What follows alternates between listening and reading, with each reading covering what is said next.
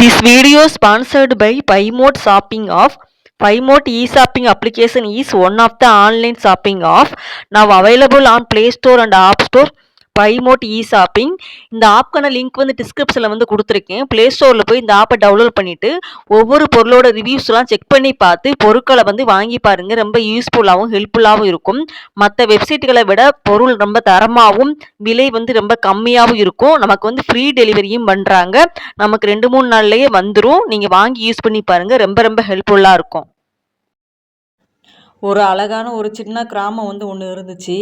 அந்த கிராமத்தில் வந்து ஒரு அழகான ஒரு சின்ன பையன் வந்து வாழ்ந்துக்கிட்டு வந்தான். அவனுக்கு வந்து அம்மா, அப்பா, தாத்தா, பாட்டி வந்து இருந்தாங்க. அவங்களோட அம்மா, அப்பா வந்து விவசாய வேலை தான் பார்ப்பாங்க. அவங்களோட தாத்தாவும் பாட்டியும் வந்து வீட்டில் வந்து இருப்பாங்க. விவசாய வேலையை பார்த்து கஷ்டப்பட்டு தான் அவங்க வந்து அந்த பிள்ளைங்கள்லாம் படிக்க வைப்பாங்க. அந்த சின்ன கிராமத்தை பொறுத்த வரைக்கும் யாருமே வெளியூர்லேயோ இல்லை வெளிநாட்டிலேயோ போய் படிக்க மாட்டாங்க. ஒரு குறிப்பிட்ட வயசுக்கு அப்புறம் ஒரு படிப்பை நிப்பாட்டிட்டு விவசாய வேலையை வந்து பார்க்க ஆரம்பிச்சிருவாங்க. அவங்களால அடுத்த கட்டத்துக்கு வந்து முன்னேறி போக முடியாத மாதிரியே இருக்கும். ஆனால் அந்த ஒரு சின்ன பையன் மட்டும் ரொம்ப ஆசைப்படுவான். நம்ம எப்படியாவது நல்லா படித்து முன்னேறி ஒரு இன்ஜினியர் ஆகி இந்த கிராமத்துக்கு பஸ் வசதி, சாலைகள் போடுறது, வேறு பல கட்டிடங்கள் கட்டுறது, தொழிற்சாலைகள் கட்டுறது, அந்த மாதிரி நிறைய நம்ம வந்து செயல்படுத்தி நம்ம வந்து நம்மளோட கிராமத்தை வந்து நல்லபடியாக கொண்டு வரணும் அப்படின்னு சொல்லி ஆசைப்படுவான். அதே குறிக்கோளோடையும் என்ன பண்ணுவான் அப்படின்னா, ஸ்கூலுக்கு வந்து போவான். ஸ்கூலில் வந்து எல்லாருக்கிட்டையும் சொல்லுவான், பசங்க கிட்ட. அவங்களாம் சிரிப்பாங்க, டே டே அப்படிலாம் சொல்லாத, உன்னால் முடியாது. நம்மளை வந்து ஒரு குறிப்பிட்ட ஒரு வகுப்புக்கு அப்புறம் நம்மளை வந்து படிக்க சொல்ல மாட்டாங்க, நம்மளை வந்து விவசாயத்தை தான் பார்க்க சொல்லுவாங்க அப்படின்னு சொல்லுவாங்க.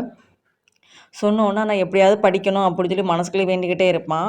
ஒரு நாள் என்ன ஆகுது அப்படின்னா, அவனோட அந்த படிப்பை வந்து நிப்பாட்டுறதுக்கான நாள் வந்து வருது.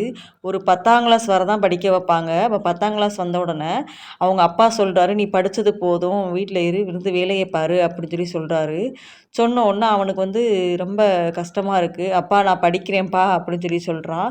இல்லை அதெல்லாம் முடியாது, நம்ம கிராமத்தில் இருந்துக்கிட்டு நீ பெரிய பெரிய பதவிக்கெலாம் நீ வந்து ஆசைப்படக்கூடாது அப்படின்னு சொல்லிடுவார்.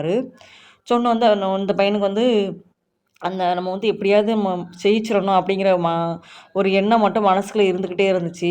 உடனே வந்து அவங்க அப்பா கிட்ட சொல்லுவான், அப்பா நீங்கள் வந்து எனக்கு வந்து படிக்கிறதுக்கு வந்து நீங்கள் வந்து காசுலாம் கட்ட வேணாம், நானே உழைச்சி நானே படிக்கிறேன் அப்படின்னு சொல்லுவான். அதே போல் என்ன பண்ணுவான்னா, ஸ்கூலுக்கு போவான். அப்புறம் வந்து சாயந்தரம் நேரத்தில் வந்து ஏதாவது அவனால் முடிஞ்ச சின்ன சின்ன வேலைகளை வந்து பண்ணுவான். பண்ணி அதை வச்சு காசை வச்சு படிப்பான்.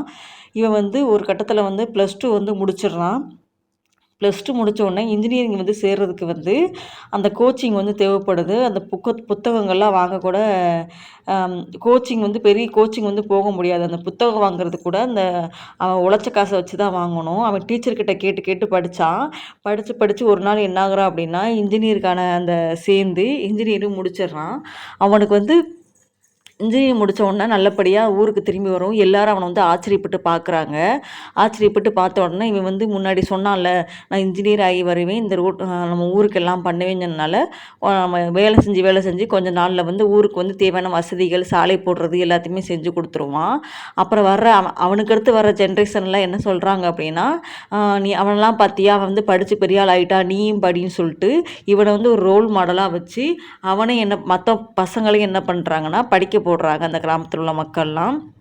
இது வந்து ஒரு மோட்டிவேஷனாக வச்சு படிக்க போட்டாங்க. அவன் நினச்சது மாதிரியே அவன் வந்து இன்ஜினியர் ஆகி முடிச்சிட்டான். கல்விங்கிறத ரொம்ப ரொம்ப முக்கியம் வாழ்க்கையில் அப்படின்னு அவன் தெரிஞ்சுக்கிட்டான். இதே போல் தான் நம்மளோட வாழ்க்கையில் எப்போ தான் பணம் வந்து வரும் போகும், அது எப்பயுமே நமக்கு வந்து நிலையானது கிடையாது.